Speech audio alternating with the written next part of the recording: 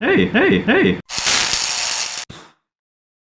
Hey guys, what's up? I'm Max. That's Wenji. I'm confused. And welcome back to Reacticorns. Welcome back to Reacticorns. I did it for both of us. I don't even know what's happening. Today, we're going to be checking out some more true story animations that actually happened. Ooh, I like these. And I'm going to say the same thing I say every time we watch one of these. The reason why I like these is because they actually happen. And that's better. You're really convincing them to watch with us, aren't you? Yeah. First thing is called Parents Love Younger Sister More Than Me. Ooh, I can relate. Hello, I'm Jennifer, and I have a confession. I have spent a lot of time hating someone very close to me. Now I am bitterly ashamed of myself. This is my story. I have a younger sister, Stella. I was 4 years old when she was born, and I remember that I was really enthusiastic to get a little baby girl I would play with. Oh, wait, but did you have that same reaction when your mom got pregnant with your bro? No, because I was a lot older and used to being an only child. Right, so you kind of liked your space. Well, I was over the period where I wanted a sibling. Like, there was a period of time in my life where I really wanted a sibling, but then there's like an age where you're like, no, I'm good. Yeah. I was then. Well, I was still a baby myself, to be fair, but things went awfully wrong from the very beginning. Stella was born underweight and had to be kept in the hospital. She struggled for weeks, with everyone, relatives and friends, worried about her. In the meantime, I was forgotten by everyone. Just 3 weeks ago, I was the center of everyone's attention. Everyone playing with me and giving me presents. I mean, dude. Yeah. Baby's like dying. Yeah. But you Okay. know what? As a kid, you don't know any better. Baby's dying, You just want okay? attention. Your attention can wait. Baby's dying. Needs attention, okay? Sorry you don't get your presents and your throne. And now everyone talks about that Stella, and no one even wants to know how I am. I found an inventive way to attract adults' attention toward myself. I threw tantrums. But my parents very soon explained to me that a tantrum doesn't make everyone forget Stella, and that I should be less selfish. That's right. To be honest, I got very offended, but this passed totally unnoticed by everyone. When they finally brought Stella home, I felt nothing. Looking at that ugly, screaming creature, surely I couldn't play with her as they had promised. But at least, finally, I got my parents back. But no one was ready to spend all the day to play or walk with me. My parents had other more important things to do. Oh, is this hitting? Well, I mean, no. No? I wasn't Okay. like that mad. All right. Which was taking Stella to the doctors. I had to learn to mind my own business and get only half of the attention that was supposed to be all mine. Then I went to school. Things didn't improve. Stella was growing a sickly kid, and my parents were constantly dedicating their time, effort, and money to curing her from one disease or another. At the same time, I was an absolutely normal kid with my school, hobbies, friends. My parents were giving me attention, but not as much as I needed. And I was solving my problems pretty much on my own. I got really It's alright, you bitter can be with my independent. parents. Yeah, exactly. You gotta see the brighter side. I mean, your baby sibling is like, really sick. So, Uh-huh. Daddy Blue Unicorn has spoken. that's right. With my parents and started detesting that helpless monster of my sister. When I became a teenager, things got even worse. It was always Stella this and Stella that. While it seemed that when I grew up, my parents considered their parental job done. I tried to rebel to get more attention, to ask for help, even to talk to them. And this is when my parents explained to me that they loved me a lot, but they consider me an independent person who doesn't need that much support. Look, Jenny, how strong you are. You can cope literally with everything. Stella is weak and she is sick all the time, and who will take care of her? But you will not have any problems in any situation. We are so proud of you. Yeah, pride sounds great, but a bit of support?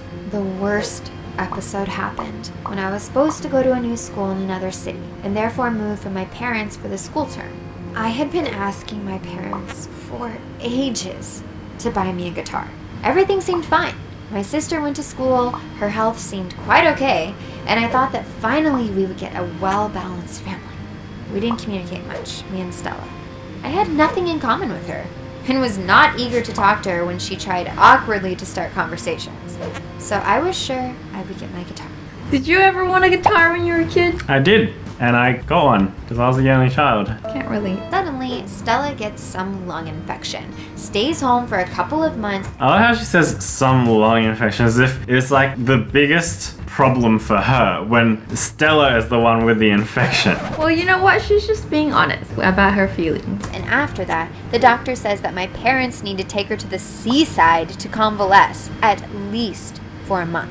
Guess what do I get? I've never heard of that. It's a random Go to a beach? Yeah, I mean, I'm not complaining. I want to go to the beach. Oh, sorry, dear. A month at the seaside is a costly thing, so we can't afford to buy a guitar for you right now. Can you wait a bit? I was furious. Again, that little princess gets everything, and I am leaving home like a stray dog.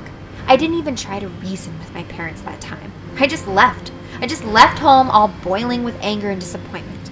I was even imagining how wonderful life would be without Stella, and didn't even feel sympathy towards her. Those feelings didn't fade out during the term, and I came home all bitter for Christmas. The situation didn't seem to change a little bit when suddenly time came for giving presents. Ooh, All present taken time. aback, I saw Stella bringing me a guitar. Oh. I didn't understand a thing. I knew my parents still didn't have money. Stella said that it was a present from her personally. But how come? She confessed that she didn't feel well for me not getting my guitar. So she spent all her personal savings for it, and even did some odd works during the autumn to collect money. I couldn't help crying. I was so ashamed, remembering all the things I thought about my sister. Turned out I didn't even know her at all. And I behaved like a selfish egomaniac. I think that was the point when I thought I was growing up. Now I'm trying to improve the relationships with my parents and my sister. The lesson I learned is that detesting someone, not knowing them well, is childish and can backfire against you. That's Oh, a that's cute nice. Good old Stella. See, you shouldn't have done all those things. You shouldn't have said or thought all those bad things about Stella. Well, yeah, she doesn't really have a choice to be She sick. does. Sorry, yeah, Stella doesn't have a choice. Well, That was heartwarming. I like that. there you go. If you're in a similar situation, spare a thought for the young, sickly, dependent sibling. Alright, the next story is called Best Friend is Dating My Crush. Uh-oh. Recipe for disaster. Dun. Hi, my name is Rebecca, and I really want to share my story with you because I'm feeling pretty confused right now and don't really understand how this happened. So, it all started one day a few months ago. I was sitting with my best friend, Amy, and she was telling me about her summer vacation plans. But I barely heard anything she said because all I could focus on was Troy. Very good. So she's already not listening to her best friend, daydreaming about some dude. Well, have you ever been in a situation where one of your friends dated someone you liked? Well, I don't know. I don't think so. Because usually if they're dating someone, then I automatically don't like that person. Oh, so if I was dating one of your friends, you'd automatically not like me. It wouldn't be an option in my mind. Well, let's see how it feels then. I had the biggest crush on this boy called Troy who goes to our school. At the moment that Amy was telling me her plans, he was walking by. Oh. And I could feel my face Oh. blushing, and even my ears were ringing. Yeesh. Amy got annoyed at me That's a because big she could tell reaction. Oh, look at him. Look at him. What a hottie. Look at that bod. Oh, I feel like the animation is not doing him justice. Troy, stop it. Stop flexing. and she asked me where my head was at. That's when I told her about my crush. I'd been keeping it a secret for so long. But I decided she needed to know. I pointed him out to her and said, "Isn't he just the cutest boy you've ever seen? And he's so smart too." Uh-oh. Amy raised her eyebrows, then let out a laugh that sounded like a snort. She turned to me and said, "Hang on. Why would you have a crush on him? He's not cute at all." Oh, turning down. She's saying he's not cute. Okay. Okay, she's playing it cool. All right. I just ignored her. And every time we hung out together, Look at that which was face. every single day, I'd talk about Troy nonstop. She almost sounds like she brainwashed her friend into liking Troy. Right? Every day. He's so cute. Isn't he the cutest thing? I couldn't help it. It was as if that was all my brain could think about. She always looked a bit disinterested when I brought up his name, and often tried to change the subject. But she was my best friend, and I knew she wouldn't mind me talking about him. I found out that Troy played baseball on Saturdays, so every Saturday, like a stalker. Amy and I would go and watch, and she always came with me and never complained. And that's when you know someone's your best friend, when they do anything for you. One day after the game, we went back to Amy's place to watch some movies. We were trying to decide which movie to watch, and Amy went to the bathroom and asked me to just choose one. She'd left her phone next to me on the sofa, and suddenly the screen lit up. Uh-oh. It was a message from Troy. Troy. Oh, whoa. Curiosity got the better of me, and I picked up her phone to see if it was my Troy. My heart was beating faster and faster. Oh, reading other people's phone messages. Yeah, no, you don't do that. That is a no-no. As I scrolled through her messages with this Troy guy, the message he just sent said, "Thanks for coming to watch my game today, babe." Uh-oh. My hand started to shake, and I dropped her phone on the floor. This was my Troy, and they'd been texting back and forth for more than a month. I felt sick. How could she do this to me? She came out of the bathroom, and I told her that I wasn't feeling very well, and that my mom was on the way to pick me up. She didn't even seem bothered that I was leaving. But that night when I was trying to fall asleep, I realized I had to say something. This wasn't right. She was supposed to be my best friend. The next day, I went over to her place and told her that I wasn't sick. And then I asked her how she could do this to me. I told her I knew everything and that I'd seen the messages. And what was she playing at? And then said that she didn't even find him cute. What happened next was not what I expected. Ooh. She started shouting at me, saying it was all my fault. That I had been talking about him nonstop for months, and that because of me, she'd started to like him too. See? You're right. She does feel brainwashed. It was the brainwashing. If you like someone, you don't keep talking to your friend about them. Oh, you keep it to yourself. That's right. Your friend might steal. That's right. Oh, isn't that what you did to your friend?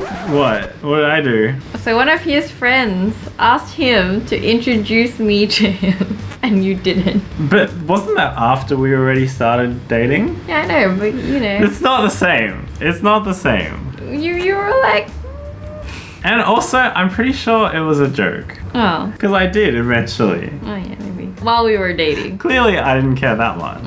And that it's all my fault for talking about how amazing he was all the time. I just stood there silently staring at her. I was so shocked by her words and told her that I can't believe how my best friend would do or say something like that.